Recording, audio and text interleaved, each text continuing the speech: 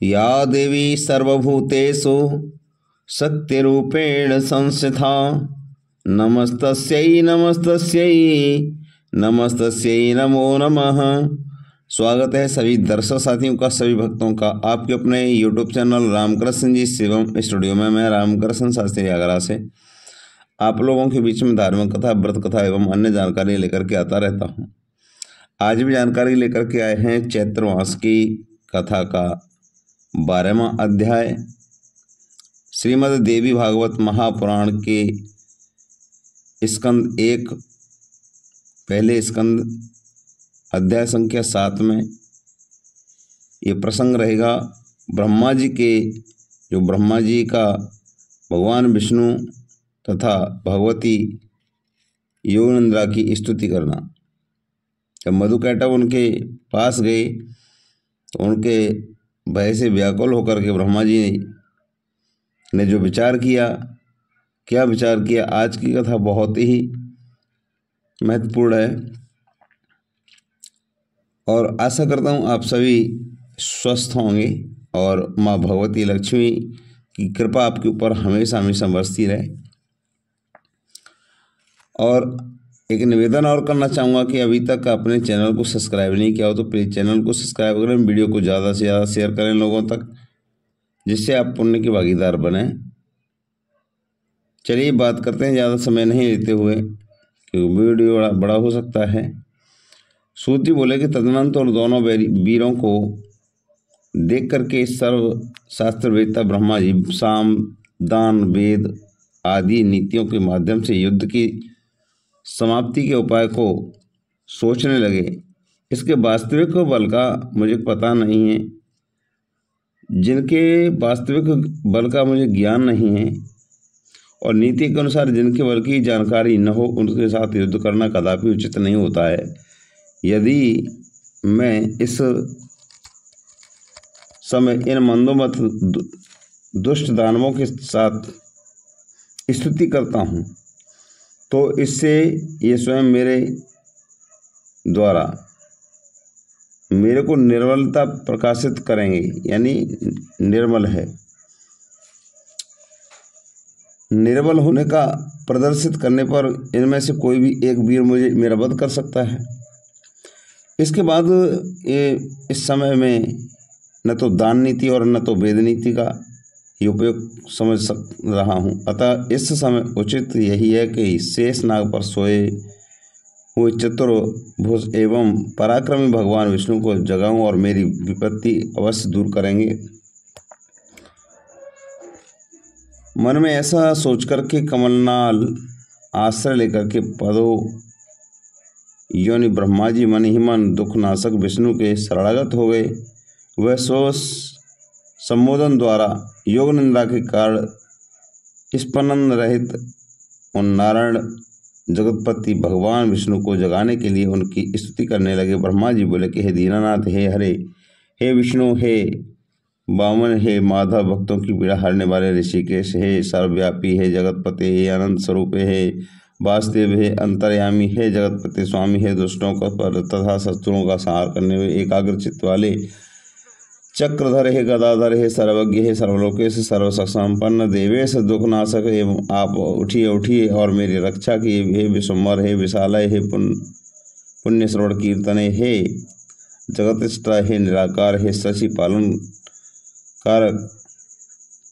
इस प्रकार स्तुति करने पर भी योग निंद्रा में लीन भगवान विष्णु नहीं जगे।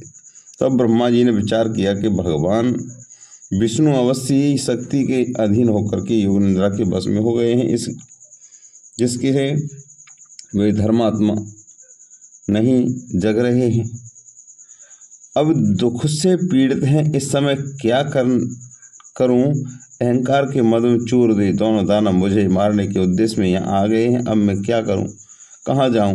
अब मुझे शरण देने वाला कोई और नहीं है। इस प्रकार मन ही मन सोच रहे और निष्कर्ष पर पहुंच गए कि एकाग्रचित्त हो मैं भगवती योगिनिंद्रा की स्तुति करूं और स्तुति करने लगे। उन्होंने अपने मन में यह दृढ़ विचार कर लिया कि वे महाशक्ति मेरी रक्षा करने में समर्थ हैं, जिन्होंने भगवान विष्णु को भी चेतनाहीन निष्पन्न कर दिया है। इस लोक में जैसे मृत प्राणी को शब्द आदि गुणों का आभास नहीं हो पाता, उसी प्रकार निंद्रा के कारण अपने नेत्र मूंद हुए भगवान विष्णु कुछ भी जान सकने में असमर्थ हैं। मेरे द्वारा नाना विधि स्तुति किए जाने पर भी भगवान विष्णु की योग निंद्रा का त्याग नहीं कर रहे हैं। अतः मानता हूँ निंद्रा के अधीन नहीं है, अपितु निंद्रा के ये स्वयं वशीभूत कर लिए हैं। जो प्राणी जिस किसी भी वश में हो जाता है वह निश्चय ही उसी का दास बन जाता है। अतः मैं योग निंद्रा ही लक्ष्मीपति विष्णु की स्वामिनी हो गई हैं। जिस शक्ति के द्वारा सिंधु पुत्री लक्ष्मी के वश में रहने वाले भगवान विष्णु भी वशीभूत हो कर लिए गए हैं और उन्हीं भगवती की निश्चित रूप से जगत को अपने अधीन कर रखा है। मैं ब्रह्मा विष्णु शंकर पार्वती लक्ष्मी हम सभी उन्हीं के अधीन हैं, उनमें कुछ भी संशय नहीं है।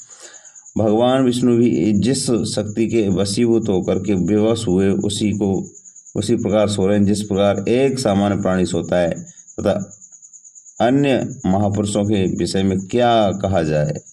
अतः मैं योग निंद्रा का ही स्तवन करूंगा, जिसकी कृपा से निंदा मुक्त होकर के जनार्दन सनातन भगवान वासुदेव युद्ध के लिए उद्योग करेंगे। ब्रह्मा जी बोले, हे देवी, इस जगत का कारण आप ही हैं। वेद वाक्यों में मुझे ऐसा ज्ञात हुआ है। हे अम्ब, आपकी शक्ति से संपूर्ण विश्व को ज्ञान देने वाले पुरुषोत्तम भगवान विष्णु भी इस समय योग निंद्रा के वश में हो गए हैं। हे माता, हे समग्र लोक को मोहित करने वाली आपकी लीला कौन जान सकता है। आपकी यह लीला में तो मूढ़ हो गया हूँ। और हे विष्णु परवश होकर के सो रहे हैं। हे समस्त प्राणियों के मन में निवास करने वाली भगवती, करोड़ों देवताओं में भी ऐसा विज्ञ है कि जो ऐसी आप निर्गुण का रहस्य जान सकें।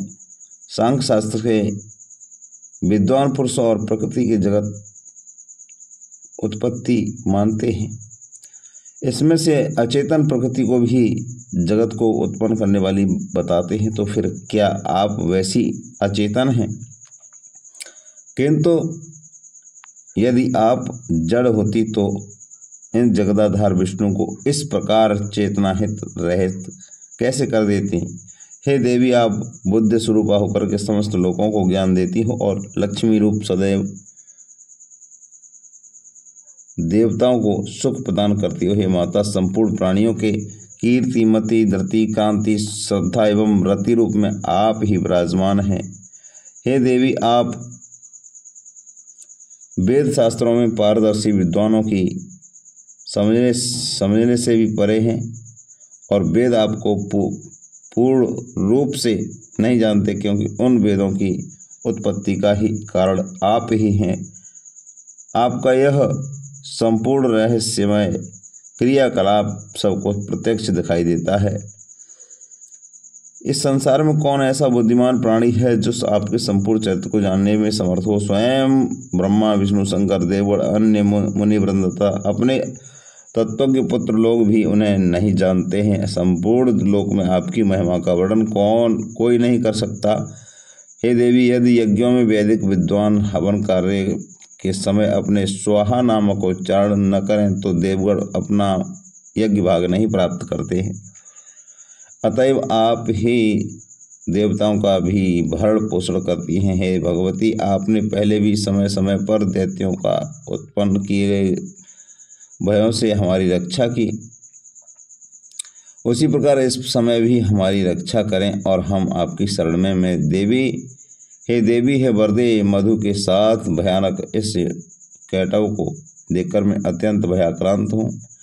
आपकी योग माया से ने भगवान विष्णु के शरीर को सभी अवयवों को अपने बस में कर रखा है, अतः वे मेरी इस समय विपत्ति को नहीं जान रहे हैं। हे महान भावे, या तो इस समय आप आदिदेव को युक्त कर दें अथवा इन दोनों महादैत्यों का वध कर दें। इनमें से आपको जो उचित ज्ञान पड़े वह कीजिए। हे देवी, जो मंदमती प्राणी आपकी विशिष्ट महिमा को नहीं जानते हुए विष्णु तथा शंकर आदि का आराधना करते हैं, वे जननी आज प्रत्यक्ष प्रमाण के स्वरूप में आपकी महिमा देख रहा हूँ कि आप भगवान विष्णु की प्रगाढ़ निंद्रा के वशीभूत होकर सो रहे हैं। आपकी शक्ति के वश में पड़े अपने पति भगवान विष्णु को इस समय सिंधु सुता लक्ष्मी भी नहीं जगा सकती, क्योंकि वे भगवती, मुझे ऐसा प्रतीत होता है कि आपने ही बलपूर्वक लक्ष्मी को ही शयन करने के लिए विवश कर दिया है, जिससे वे भी नहीं जाग रही हैं।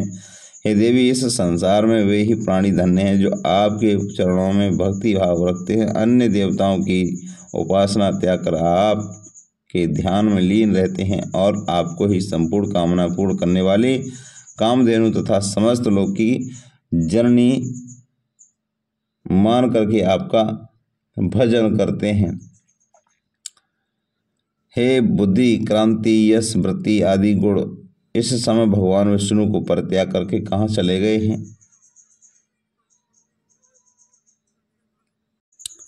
हे भगवती, यदि आप मेरी सृष्टि करके मुझे नष्ट कर देने की इच्छा नहीं रखती हैं तो अपना यह मौन त्याग कर मेरे ऊपर दया कीजिए। हे भवानी, आपने काल रूप इन दोनों दानवों को किस लिए उत्पन्न किया है? कहीं आपने मेरे उपहास के लिए तो नहीं ऐसा किया है? हे भवानी, अब आप मुझे अद्भुत चरित्र का ज्ञान हो गया। समस्त जगत की रचना करके आप उसी में स्वेच्छा से विहार करती हैं और पुण्य उसे अपने में जैसे समाहित कर लेती हैं, उसी प्रकार मुझे नष्ट कर देना चाहती हैं। तो मैं इसमें कोई विचित्र बात नहीं है। हे माता, यदि आप यही चाहती हैं तो मेरा वध कर दीजिए। हे जगदम्बे, मुझे मरणजनित दुख की लेस मात्र भी चिंता नहीं है। हाँ, आपको यह महान कलंक अवश्य लगेगा कि आपने जिसे सर्वप्रथम सृष्टिकर्ता बनाया उसे दैत्य ने मार डाला। हे देवी, अब आप उठिए और अपना अद्भुत रूप धारण कीजिए। बाल लीला कारणी आप अपने इच्छा रूप चाहे मुझे मार दें अथवा इन दोनों दैत्यों को मार दें अथवा भगवान विष्णु को जगा दें, जिससे इन दोनों का वध कर दें। यह सारा काम करने में आप ही समर्थ हैं। सूत जी बोले कि ब्रह्मा जी द्वारा इस प्रकार स्तुति किए जाने पर विष्णु के शरीर से निकल करके तामसी देवी उनके समीप खड़ी हो गई। तदनंतर अतिरिक्त तेज वाले विष्णु के समस्त अंगों को छोड़कर योगनिद्रा उन दोनों का संहार करने के लिए बाहर निकल आई। योग माया के प्रभाव से युक्त हुए वे जनार्दन अब चेतना युक्त शरीर वाले हुए। तब वो विष्णु को देख करके ब्रह्मा जी को परम प्रसन्नता हुई। तो आज की कथा यहीं विराम लेती है। मिलते हैं कल की कथा के साथ। तब तक के लिए चैनल को सब्सक्राइब नहीं किया तो चैनल को सब्सक्राइब करें। जय माता दी, जय